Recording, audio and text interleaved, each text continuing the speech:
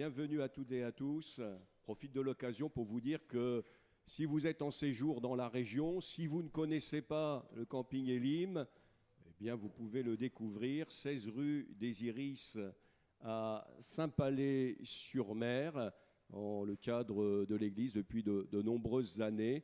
Eh bien, il y a cette possibilité aussi pour les estivants de passer de bons moments, voilà, dans une ambiance spirituelle, fraternelle. Et donc les pasteurs se relaient chaque semaine pour apporter le message dans le cadre de moments spirituels. Voilà, donc n'hésitez pas aussi à relayer cette information autour de vous.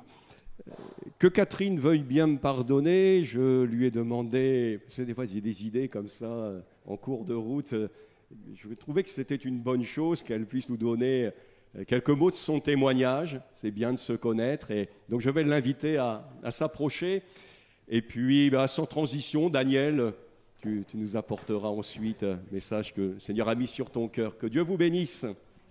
Merci. Bonjour à tous et à toutes. Voilà. Alors moi j'ai grandi dans une famille chrétienne, partie de 5 enfants. On était en région parisienne, on allait à l'église, mais c'était l'église réformée. Voilà. Et j'ai eu un enseignement biblique, on est parti en Afrique, et là-bas il n'y avait plus de cours bibliques, il n'y avait plus rien, parce que là où on était, il n'y avait pas d'église. Et je recevais par correspondance des cours bibliques. Voilà. Et puis un jour, je me suis dit, mais tout ce que je lis là, c'est beau, c'est bien, mais ou bien c'est vrai. Et à ce moment-là, je veux suivre ce Jésus, mais je me disais, je vais devenir bonne sœur, ou je vais être enfermée, ou je vais devoir faire ci ou faire ça, ou bien alors c'est pas vrai, et je laisse tout tomber. Et j'ai vraiment eu, j'étais toute seule dans ma chambre, et j'ai eu vraiment, j'ai senti que c'était là que je devais prendre une décision. Et j'ai dit oui, Jésus. J'étais dans ma chambre, et je parle aux jeunes aussi, dans notre chambre, on peut vivre des grandes choses avec Dieu. J'étais dans ma chambre et j'ai dit oui, Jésus. Et à ce moment-là, j'étais remplie de l'amour de Dieu. Mais vraiment, quelque chose que je ne connaissais pas, j'étais vraiment remplie de l'amour de Dieu. Et ma vie, elle paraissait être pareille, mais dans mon cœur, c'est totalement différent. Et à partir de ce moment-là, ce que je lisais, je me disais oui, c'est vrai. Et je voyais les belles choses que Jésus faisait. Je dis oui, c'est possible. Et voilà. Mais on est rentré en France. Et quand on est rentré en France, on a été dans une église Assemblée de Dieu. Et là, le pasteur que j'ai rencontré, je ne sais plus son nom maintenant, mais je l'ai su, hein, mais voilà, ma mémoire me fait défaut. Il me dit, est-ce que vous êtes sauvés ? Ah, je ne m'étais pas posé cette question-là. Est-ce que je suis sauvée ? Je connaissais l'amour de Dieu, mais est-ce que j'étais sauvée ? Eh bien, j'ai cherché dans la Bible, qu'est-ce qu'il fallait faire pour être sauvé ? Et j'ai vu celui qui croit et qui sera baptisé sera sauvé. Alors j'ai dit, je vais prendre mon baptême. Voilà. Et donc j'ai été dans l'église où on était à ce moment-là, à Amiens. Et puis j'ai pris mon baptême. Et je sais que je suis sauvée. Amen.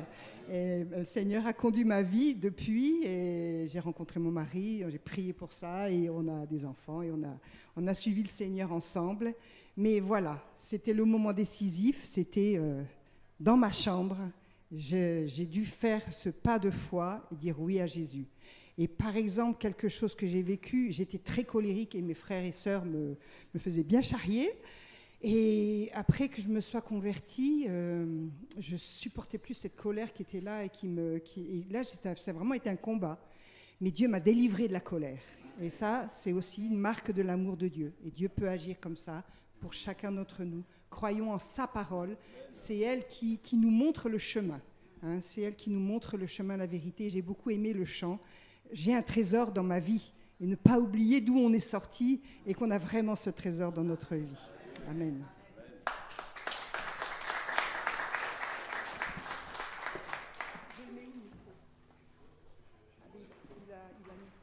Normalement qui devrait se mettre en route. Voilà, c'est bon. Merci Seigneur pour mon épouse. Hein. Alors, je suis engagé dans le service de Dieu. hein. Je suis serviteur de Dieu, mais pour moi, le service, c'est à deux. Donc, nous vivons le service vraiment à deux. Alors, on a chacun nos activités pour le Seigneur. Des fois, c'est ensemble, des fois, c'est chacun de notre côté. Mais on sert le Seigneur tout le temps. Alors, je suis à la retraite. J'ai été enseignant toute ma vie, donc enseignant. Au départ, j'étais dans une équipe pastorale et après, je suis rentré dans le ministère. Et là, je suis à la retraite des deux côtés.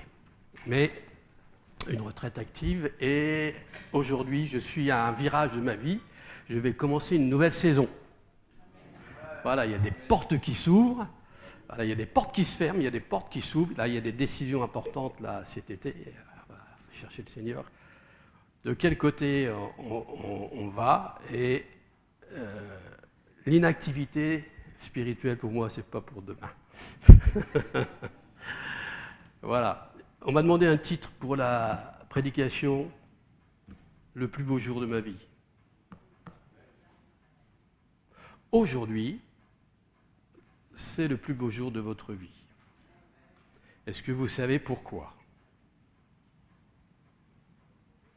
Alors, j'étais prof, les interrogations verbales, même celui qui était à côté du radiateur, j'allais l'interroger, hein. Il n'y a pas de problème. Est-ce que vous savez pourquoi aujourd'hui c'est la plus belle journée de votre vie? Oui? Pourquoi?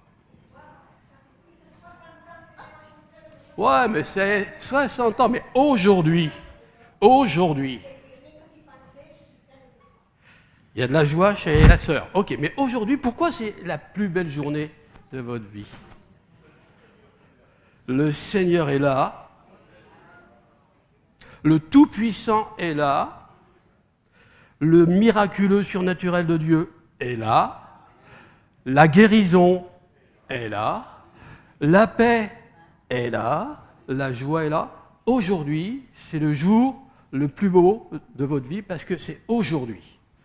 Dans Hébreu, il y a un verset qui dit « Aujourd'hui », même plusieurs fois, « Aujourd'hui, si tu entends sa voix ». Je m'adresse à des chrétiens, hein, on est bien d'accord, hein, à tous ceux qui sont déjà engagés depuis combien? 60 ans. Voilà. Aujourd'hui, si tu entends sa voix, et je peux vous garantir que le Seigneur veut vous parler aujourd'hui, chacun pour votre part.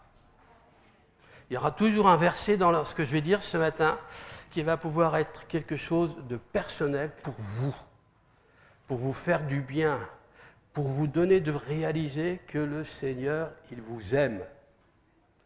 Il y a un deuxième message que j'aime bien, c'est le plan de Dieu, le plan éternel de Dieu. Vous savez, il y a le jardin d'Éden, et là je suis en train de m'éloigner. Il y a le jardin d'Éden, où c'est extraordinaire, mais le Seigneur nous veut cette vie extraordinaire dans le côté humain et spirituel. Donc plus que le jardin d'Éden. Et ça, c'est aujourd'hui. Aujourd'hui, Dieu, qui est un Dieu proche, veut nous bénir, nous visiter, nous guérir, nous secourir, agir puissamment aujourd'hui dans notre vie. Alors, je ne suis pas tout jeune, je ne suis plus tout jeune, même si je me crois encore jeune, et je suis dans une nouvelle saison de ma vie. Et le Seigneur, il est là et il veut parler. Il veut parler. Les retraités, c'est bien les retraités. Pour moi, les retraités, c'est bien, mais c'est une retraite pour le Seigneur. J'ai tout mon temps. Quand j'étais prof, c'était pas pareil. Et là, j'ai tout mon temps. Il y a un verset, je vais vous le lire, enfin, peut-être on peut l'afficher, c'est Jean 7, 37. Évangile de Jean, chapitre 7, verset 37. Est-ce que vous connaissez ce passage? Voilà. Dernier jour de la fête, le Seigneur est là et il dit quelque chose. Si quelqu'un a soif, est-ce que vous avez soif ce matin? Je ne parle pas de H2O, hein. Est-ce que quelqu'un a soif? Qu'est-ce qu'il faut faire? La première chose, si quelqu'un a soif, qu'il vienne à moi. Qu'il vienne à moi. Qu'il vienne à moi et qu'il boive. Vous pouvez essayer de boire si vous ne venez pas à Jésus, ça ne va pas donner grand-chose. Mais si vous venez à Jésus, vous allez recevoir de lui, de cette eau fraîche, de cette eau vive. Et qu'est-ce qui va se passer? Des fleuves d'eau vive couleront de votre sein. Des fleuves d'eau vive couleront de votre sein. Alors on peut le voir dans les deux sens. Hein. Des fleuves d'eau vive couleront dans votre sein et de votre sein.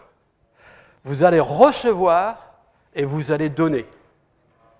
Vous allez recevoir et vous allez donner.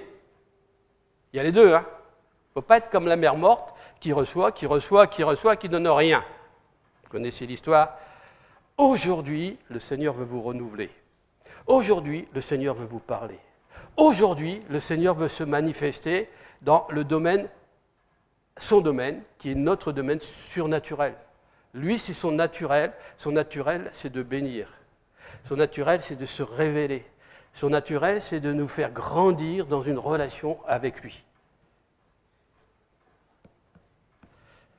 Amen. On va lire un petit texte, un grand texte plutôt, c'est Marc 6, donc on va lire du verset 30 au verset 52. Évangile de Marc, chapitre 6, verset 30. Alors, je vais le lire. Les apôtres, s'étant rassemblés auprès de Jésus, lui racontèrent tout ce qu'ils avaient fait et tout ce qu'ils avaient enseigné. D'accord ? On garde cette pensée à l'esprit. On continue. Jésus leur dit, venez à l'écart dans un lieu désert et reposez-vous un peu. Un peu. Reposez-vous un peu. Ça n'a pas duré longtemps. Hein. Reposez-vous un peu. Car il y avait beaucoup d'allants et venants et ils n'avaient même pas le temps de manger. Hein, ça c'est bien.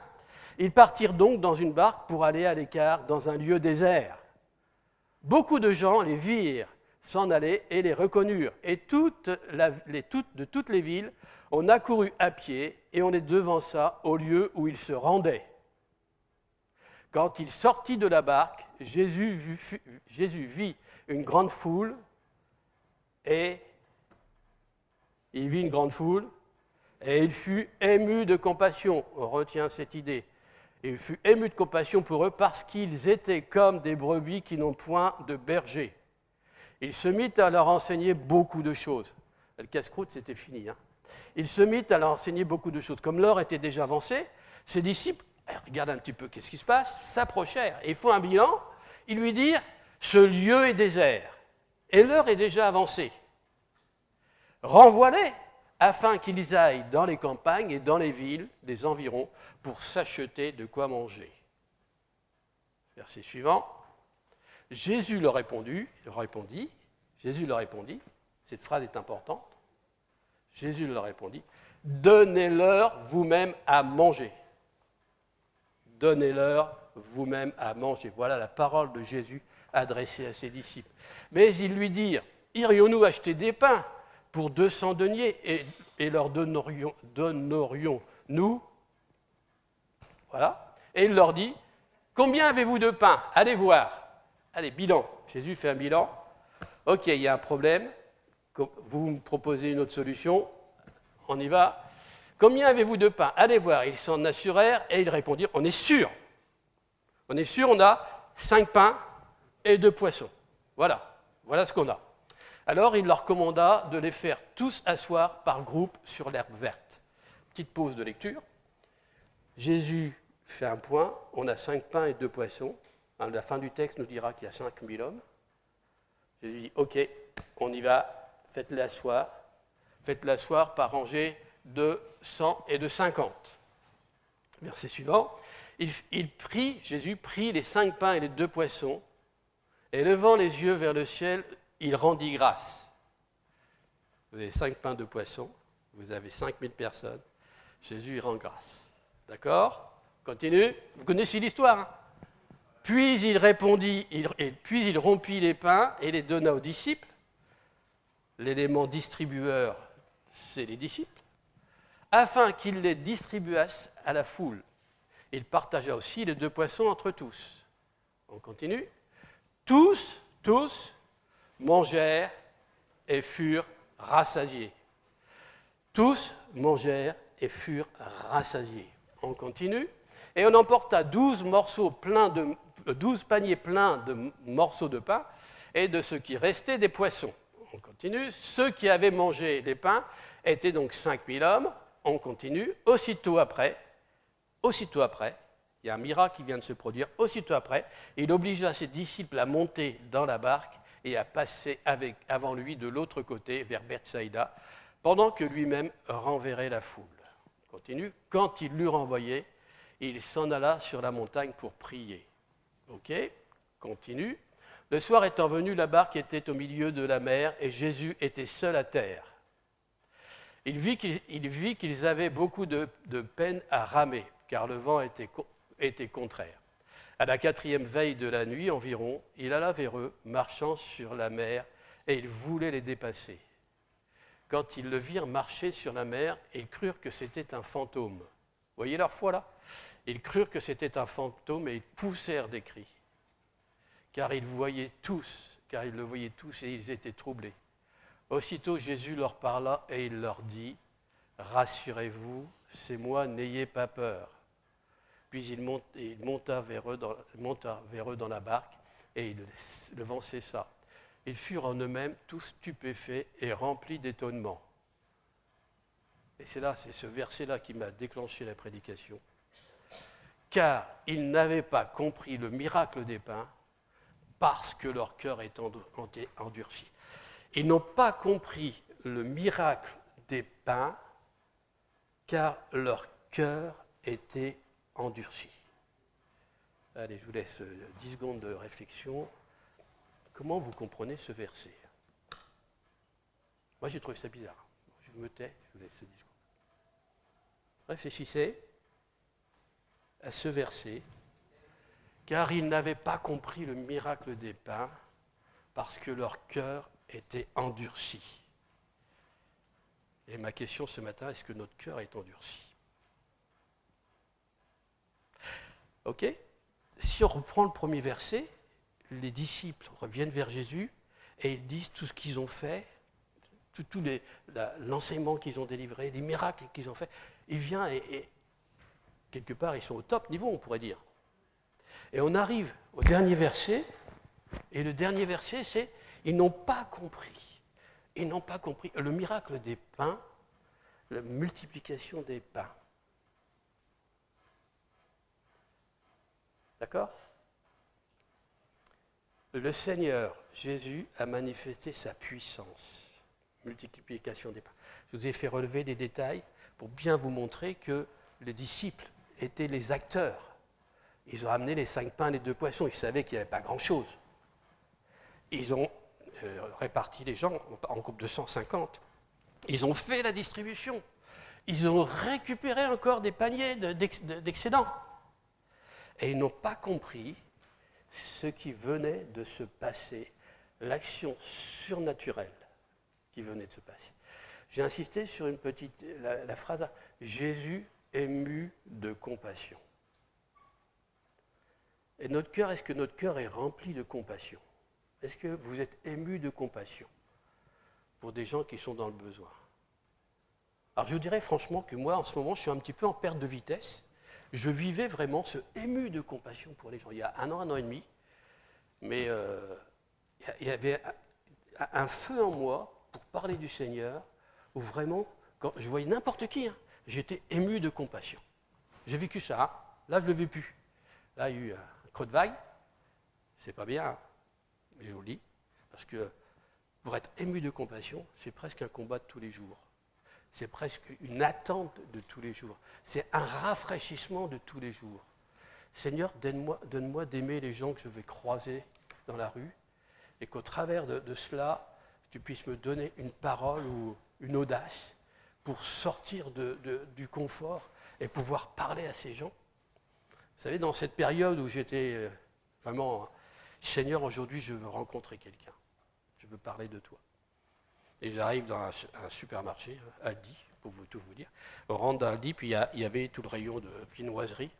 Et une dame me dit, monsieur, il faut que vous m'aidiez. Mon mari est mort, il faut venir chez moi, mes enfants me font la guerre et tout. Voilà ce que me sort la dame. Je dirais franchement, je n'ai pas su quoi faire. À ma honte. Je n'ai même pas prié pour elle. Je n'ai même pas prié pour elle. Ça aurait pu se faire. Au moins prier pour cette femme, la secourir. Je demande quelque chose. Alors c'est vrai, il fallait que je sorte de ma zone de confort. Alors je ne sais pas si ça aurait été une bonne chose d'y aller, mais pour vous dire, si vous déclenchez cette compassion, Dieu va pourvoir dans les événements. Vous devrez sortir de votre zone de confort pour pouvoir apporter à la personne ce que le Seigneur veut apporter à cette personne. Aujourd'hui, c'est votre jour le plus extraordinaire parce que le Seigneur est là et tout est possible. Hein? Je ne vais pas faire comme certains qui disent « répétez après moi, tout est possible ». Mais pensez-le très fort. Pensez-le très fort. Tout est possible à celui qui croit. Donc si vous croyez en Jésus, le Fils de Dieu, qui est capable de faire des choses extraordinaires, vous êtes capable de faire des choses extraordinaires. Tout à l'heure, j'écoute beaucoup les prières. J'espère que le frère qui va peut-être se sentir visé. Vous avez en vous Jésus. Jésus est la lumière. Conclusion. La lumière est en vous. Si vous parlez, cette lumière de Dieu va éclairer ceux que vous côtoyez. Et cela va se faire si vous êtes rempli d'amour pour les personnes. C'est important, Seigneur, remplis-moi de l'amour. Vous savez, ça ne va pas se faire comme ça. Et les conséquences, ça va être impressionnant. Si vous demandez, Seigneur, je veux parler à une personne aujourd'hui, je peux vous assurer, si vous le faites sincèrement, aujourd'hui, vous allez rencontrer une personne. Le problème, c'est quand vous allez rencontrer la personne, vous ne savez pas quand est-ce que ça va vous tomber dessus, ni comment. Vous allez devoir sortir de votre zone de confort. Vous allez devoir sortir. Et ça, c'est difficile. On ne sait pas où on va, mais Seigneur, je te fais confiance, je parle avec la personne. Ça m'est arrivé, je range mon caddie. J'aime bien faire les courses, donc je range mon caddie et une autre personne était là avec son caddie, elle attendait, je ne sais pas quoi. Commençait à attaquer la conversation et puis de fil en aiguille, voilà. Une forme d'audace, mais si dans votre cœur c'est de la compassion, ça passe. Les gens ne seront pas gênés parce que vous les aimez et ils vont sentir que vous les aimez. Vous savez, quand vous voulez parler avec des gens, si vous venez sur de la doctrine, des points de doctrine, de confession de foi, etc., je ne pense pas que les gens les accrochent beaucoup, c'est très rare, très rare. Par contre, si vous montrez simplement qu'est-ce qu'ils pensent de Jésus, que Jésus les aime, vous allez avoir un autre terrain. Parce que l'amour de Dieu est là, le Saint-Esprit est là, il va faire le travail. Et Jésus est ému de compassion, il voit le problème. Et qu'est-ce qu'ils ont vu, les disciples ? Ils ont vu la foule, mais ils n'ont pas vu des gens qui ont un besoin spirituel. Ils ont vu une foule qui avait un besoin matériel. Ils sont restés, comme on dit, sur le plancher des vaches. Je ne sais pas si chez vous, vous avez le même plancher. C'est le plancher des vaches. Ils sont restés sur ce niveau-là et ils ont commencé à construire. Il faudrait faire ci, il faudrait faire ça. Et le Seigneur les accompagne. En les associant au service pour qu'ils soient les témoins au premier rang du miracle extraordinaire que le Seigneur est en train de faire. Jésus développe son amour, eux, ils sont en train de servir, mais ils ne voient pas cette dimension-là. Leur cœur est endurci. Vous savez, aujourd'hui, le plus beau jour de votre vie, le miracle est tout à fait possible ce matin. La guérison est tout à fait possible ce matin. Un renouvellement dans votre esprit, c'est possible. Des élans de foi vers le Seigneur, c'est possible. Le Seigneur veut vous bénir. Il ne nous a jamais promis une vie facile, mais il nous a promis d'être avec nous tous les jours, jusqu'à la fin du monde. Et là, je vous invite à dire, Seigneur, que je puisse dépasser cette dimension et te voir à l'œuvre dans ma vie. Question. Cette semaine qui vient de se passer, qu'est-ce que vous avez vécu de surnaturel ? Je ne m'étale pas des masses, une semaine. Qu'est-ce que vous avez vécu de surnaturel ? Mais vous réfléchissez. Qu'est-ce que j'ai vécu? Je ne demande pas des choses sensationnelles, mais de surnaturel. Normalement, tous les jours, vous vivez un moment surnaturel dans votre communion avec le Seigneur. Normalement. Bon, ça c'est... Vous savez, j'aime bien cette phrase que je sors de temps en temps. On dit souvent, il y a les chrétiens pratiquants et les chrétiens non pratiquants. Vous connaissez cette phrase, je pense. Elle n'est pas réservée aux gens du Nord. Il y a aussi les disciples. Est-ce que vous êtes un disciple pratiquant ou un disciple non pratiquant? Allez, vous réfléchissez. Suis-je un disciple pratiquant? Là, vous allez sortir avec une grosse tête. Hein, ou non pratiquant. Est-ce que je suis un disciple pratiquant? En clair, est-ce que votre communion avec Dieu est là sa consistance? Je fais une petite différence entre une relation et une communion. Ça, c'est un autre sujet. Mais Seigneur, tu es là, tu es présent, je te vis, je te ressens, à chacun avec son niveau, son approche. Quand je lis la parole me nourrit. Et ça, c'est déjà du surnaturel. Ça, c'est le minimum pour moi. Puis après, le surnaturel, vous pouvez aller plus loin dans le surnaturel. Jésus nous a donné un ordre dans Matthieu 28. Est-ce que vous le connaissez? Est-ce que vous connaissez l'ordre que Jésus a donné à tous ses disciples? Matthieu, je ne sais plus, 19, je crois, 19, 20. Matthieu 19, 20. Jésus, il a dit quelque chose. Et il l'a dit à ses disciples. Donc, est-ce que vous êtes des disciples pratiquants? Assimilez ce verset. C'est un verset que je lis, je relis, il y a 3-4 versets, des passages que... Allez, et il y a certains spécialistes disent c'est pas aller, c'est allant.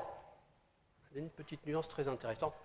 Allant, ou allez, faites de toutes les nations des disciples, les baptisant au nom du Père, du Fils et du Saint-Esprit, et enseignez-leur à observer tout ce que je vous ai prescrit. Et voici, je suis avec vous tous les jours jusqu'à la fin du monde. Puis-je me permettre une petite réflexion qui n'est peut-être pas biblique, un chrétien il rectifiera derrière si ce n'est pas biblique. Est-ce que le « je suis avec vous » s'associe au verset d'avant? Quand on va, quand on est allant, est-ce que le Seigneur, il est là, c'est sûr, le verset, il est à côté. D'accord? Quand je vais à Aldi et qu'il y a une femme qui me déstabilise complètement, le Seigneur est là. Et moi, il faut que je fasse le pas. On a un Seigneur extraordinaire. Mais est-ce que notre cœur est endurci? Alors le terme est fort, Mais dans Hébreu, si aujourd'hui, pas demain, pas hier, aujourd'hui, maintenant, aujourd'hui, si tu entends sa voix, laisse ton cœur vibrer à ce que le Seigneur te dit. Laisse ton cœur recevoir ce que le Seigneur te dit. Et je reprends le verset de Jean 7, si quelqu'un a soif. Notre Seigneur est immensément bon. Tous ceux qui sont à lui, il les voit comme des saints, des mis à part. Vous savez que vous êtes des saints. Alors j'ai lu dans un bouquin que dans les évangiles et les actes, ce sont des disciples. Et dans les épîtres, principalement, c'est des saints. Pas pareil, hein. Deux niveaux. Enfin, pas deux niveaux, mais deux approches. Disciples et saints. Et nous sommes des saints. Moi, c'est Saint Daniel. Ah, le micro à couper, c'était très bien. Une bêtise. Est-ce que vous réalisez le dépôt que Dieu a mis en vous par le Saint-Esprit? Est-ce qu'on est conscient de tout ce qu'on a dans le Seigneur? Alors, je peux vous citer des versets. Je puis tout par celui qui me fortifie. Donc, si je me fortifie dans le Seigneur, je puis tout. Je puis tout par celui qui me fortifie. Il y en a un autre que je ne sais jamais démarrer, mais il va venir. Je le trouve. Or, à celui qui peut, à celui qui peut, par la puissance, je crois que c'est Éphésiens 3:20, un truc comme ça. Or, à celui qui peut, par la puissance qui agit en nous, faire au-delà de tout ce que nous demandons et pensons, à lui soit la gloire dans les siècles des siècles. Voilà. Le Seigneur peut faire infiniment par qui ? Par qui ? Par Bibi. Pourquoi ? Or, à celui qui, par la puissance du Seigneur, il l'a mis où ? Qui agit en nous. On peut manifester la puissance du Seigneur. Je suis assis à la droite avec le Seigneur Jésus. Il nous a pris, il nous a fait asseoir à la droite de la notion de puissance de Dieu. Vous êtes des bombes ambulantes. Prenez le sens bombe dans le bon sens quand même. C'est-à-dire qu'il y a une telle énergie, une telle dynamique de l'Esprit de Dieu qui est en nous. On appuie sur le bouton et la puissance de Dieu se manifeste. Là, je vous demande de saisir les choses. Et si vous avez du mal à les saisir, ce n'est pas grave, vous priez, Seigneur, aide-moi à saisir. Il y a des versets de la parole de Dieu, Seigneur, aide-moi à comprendre ce passage, à le vivre. À le vivre. Par ces meurtrissures, nous avons la guérison. Un Pierre de 24, je crois. Par ces meurtrissures, nous avons la guérison de toutes nos maladies. Quand on voit l'histoire de la transfiguration, vous connaissez l'histoire de la transfiguration, ça va, j'ai encore un petit peu de temps, c'est bon ? Allez, transfiguration, vous connaissez l'histoire, combien de disciples sont montés sur la montagne avec Jésus ? 2, 3, allez, un effort 4, non ? 3. 3 disciples sont montés avec Jésus sur la montagne de la transfiguration. Combien de disciples ne sont pas montés sur la montagne de la transfiguration ? Petit calcul, tuc. Réponse ? Pardon ? 9. 3 sont montés avec Jésus et 9 sont restés en bas. Ça vous va ? Ok. Comment ça se fait là ? 3 ont vécu quelque chose d'extraordinaire et 9 n'ont pas vécu quelque chose d'extraordinaire. Est-ce que vous savez pourquoi ? Est-ce que vous savez pourquoi Jésus, il avait 3 chouchous ? Oh, ça c'est mon chouchou. Il n'y a pas de favoritisme dans le plan de Dieu. Non. Parce qu'ils étaient capables de vivre cela par leur foi. Il y avait une dimension de foi qui leur permettait de vivre cela, même si ça a été très loin pour eux. Mais il y en a 9 qui sont restés. Et les 9, pendant que les autres profitaient de la présence divine, les 9 ont fait des miracles et tout. Et manque de bol, il y en a un, ça ne marche pas. Il prie pour l'enfant, il ne marche pas. Jésus descend, vous connaissez l'histoire. Ma question, je vais arrêter l'histoire là, ma question est, est-ce que Dieu veut que l'enfant soit guéri ? Si vous posez la question aux 9, avant que Jésus descende, oh, il y a un problème. Il y a un problème, il n'est pas guéri, c'est qu'il y a un péché quelque part, ou oh, c'est pas le moment, ou... je peux broder là. Et le pauvre garçon, il n'est pas guéri avec les 9. Jésus descend, il s'énerve un petit peu, jusqu'à quand vous supporterai-je, et il guérit l'enfant. Je ne vais pas trop détailler tout ça. Et il guérit l'enfant. Donc c'était le moment de la guérison. Aujourd'hui, c'est le moment de la guérison. C'est important. Maintenant, si vous n'êtes pas guéri, persévérez. Aujourd'hui, le Seigneur a acquis votre guérison. Persévérez. Développez votre foi. Ah, c'est ce qui va être le reproche. Hein, il manquait de foi. Pourtant, ils en avaient fait des miracles. Hein. Ils en avaient guéri les gens. Ils en avaient chassé des démons. Et là, boum, ça bute. On a un Dieu extraordinaire. Nous sommes les hommes et les femmes les plus heureux de la terre. Si vous n'êtes pas capable de dire cette phrase, c'est qu'il vous faut une autre dimension de la révélation de Dieu. Ça ne veut pas dire que tout va bien, que vous n'avez pas de problème et tout. Hein. Moi j'ai mes problèmes, j'ai mes soucis, j'ai tout ce que vous voulez. Hein. Mais il y a une position dans le Seigneur qui est extraordinaire. Une position dans le Seigneur qui est extraordinaire.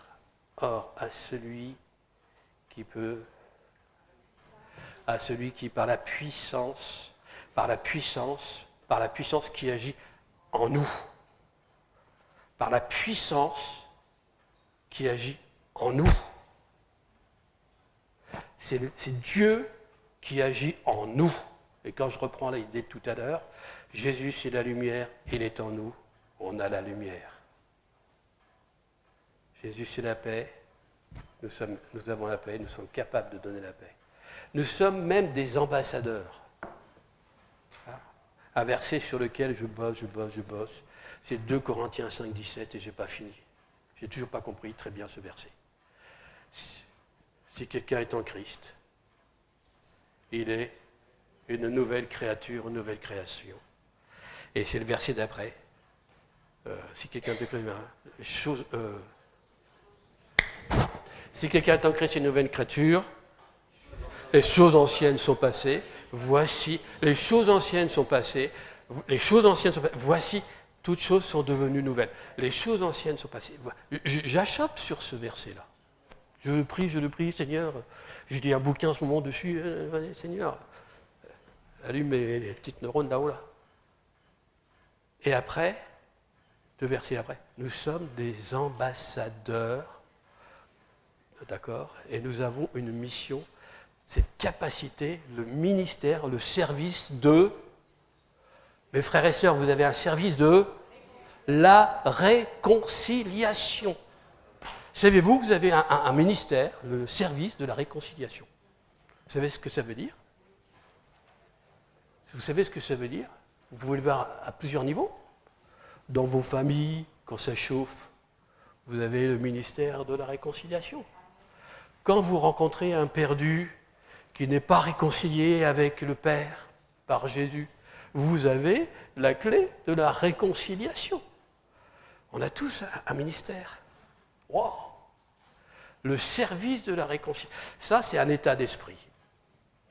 Quel est votre état d'esprit devant le Seigneur? Quel est votre état d'esprit devant le Seigneur? Le Seigneur est extraordinaire. Plus ça va, plus je le trouve extraordinaire. Et je suis certainement au-dessous de tout ce qu'il est encore. Mais il y a une richesse de grâce. Merci Seigneur parce que tu m'as donné de saisir ton salut, de saisir ta bonté, de saisir tes choses. Et donne-moi d'intelligence quand je dis la parole. Hein, que notre pensée soit renouvelée, avoir des pensées renouvelées par le Saint-Esprit. Notre Dieu est extraordinaire. J'espère que je ne vous apprends rien, mais nous pouvons vivre dans l'extraordinaire de Dieu tous les jours. Aujourd'hui, il peut se passer des choses dans notre vie. C'est une question de foi. C'est une question de, si tu as soif, c'est une question de t'approcher et de boire. Après, le Saint-Esprit il fait le reste. Et quand on se laisse dans les mains du Seigneur, il peut nous utiliser de manière extraordinaire. Voilà, que le Seigneur nous bénisse.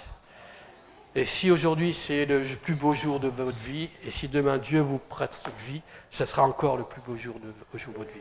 Parce qu'aujourd'hui, si tu entends sa voix,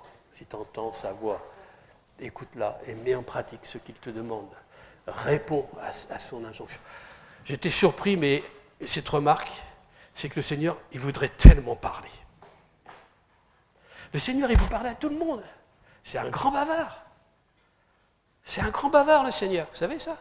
Par son Saint-Esprit. C'est un grand bavard. Mais c'est nous. Nous, on a des bouchons dans les oreilles. Mais le Seigneur, tous les jours, tous les jours, tous les jours. Il voudrait tellement avoir un temps de communion, de vous parler, avoir cette relation avec vous, avec chacun d'entre nous. Le Seigneur est un Dieu bon. Merci Seigneur pour ta parole. Seigneur, que ton Saint-Esprit grave ce que tu veux graver dans chacune de nos vies. Seigneur, nous savons que tu es celui qui est bon, Seigneur, et que tu es celui qui est compassion, ému de compassion, et même pour des frères et sœurs en difficulté, tu es celui qui est compassion. Que ton nom soit glorifié. Amen.